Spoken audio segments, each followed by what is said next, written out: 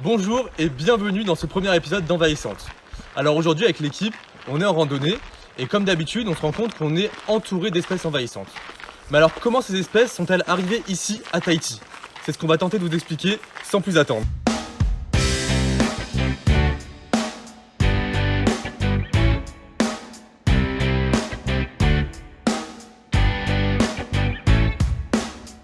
Ok, ouais, elle est vraiment pas mal l'intro, mais vous pensez pas qu'il faudrait d'abord définir les espèces envahissantes?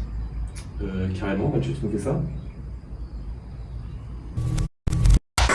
Alors, l'espèce exotique envahissante a été définie par les institutions européennes et l'Union internationale pour la conservation de la nature.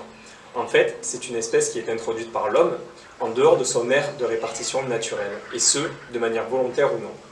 L'implantation et la propagation de cette espèce vient menacer les écosystèmes, les habitats et les espèces indigènes, avec bien évidemment des conséquences qui peuvent être d'ordre écologique, économique ou sanitaire.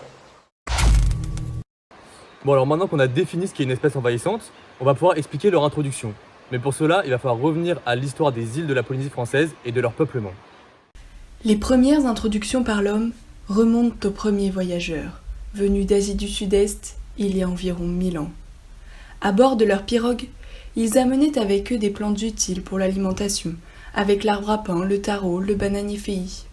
Pour la construction, avec le bambou, le textile ou des plantes sacrées et médicinales, mais également des animaux pour leur viande, comme le porc, le poulet, le rat, le chien.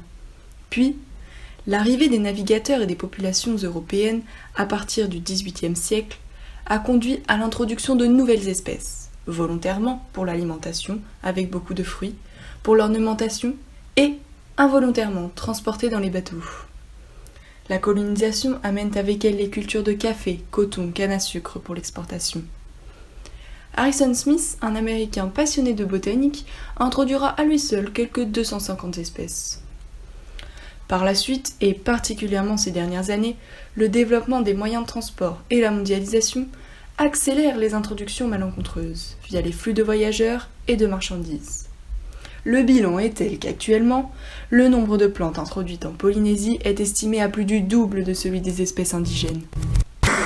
Alors maintenant, il faut comprendre que toutes les espèces ne sont pas forcément adaptées au nouveau milieu dans lequel elles sont introduites. En fait, il y a 3 cas. Le premier, c'est celui où l'espèce n'arrive pas du tout à se développer correctement. Dans le deuxième cas, elle arrive à survivre, mais seulement grâce à l'intervention de l'homme. Ça, c'est une espèce dite acclimatée. Enfin, dans le dernier cas, elle réussit à largement coloniser son nouvel écosystème sans intervention de l'homme, et là, on parle d'espèces naturalisées. C'est ce genre d'espèce qui peut exploser démographiquement et devenir envahissante. En général, on estime que sur 1000 espèces introduites, il y en a 100 qui arrivent à s'acclimater, 10 à se naturaliser et une devient envahissante. En Polynésie française, par exemple, 593 espèces peuvent être considérées comme naturalisées. 14% sont issues des introductions polynésiennes et anciennes, et 86% issues des introductions européennes. Par ailleurs, quasiment la moitié des espèces sont introduites accidentellement, principalement dans les cultures avec l'import de terres, semences, etc.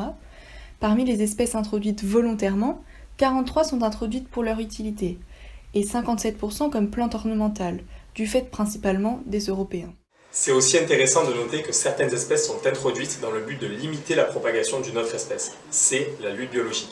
Le problème, c'est que si l'espèce est mal connue, et c'est très souvent le cas, on peut assister à de nouvelles complications, dont la modification des écosystèmes, avec compétition, ou dans le pire des cas, prédation de l'espèce indigène. Bon alors de nombreuses espèces ont été introduites en Polynésie française depuis l'arrivée des premiers hommes, et cela s'est fortement accéléré depuis l'arrivée des Européens. Mais alors pourquoi ces espèces se plaisent autant en Polynésie, et pourquoi est-ce qu'elles deviennent envahissantes? C'est ce que nous verrons très prochainement. Merci d'avoir suivi cet épisode, et à bientôt pour la suite.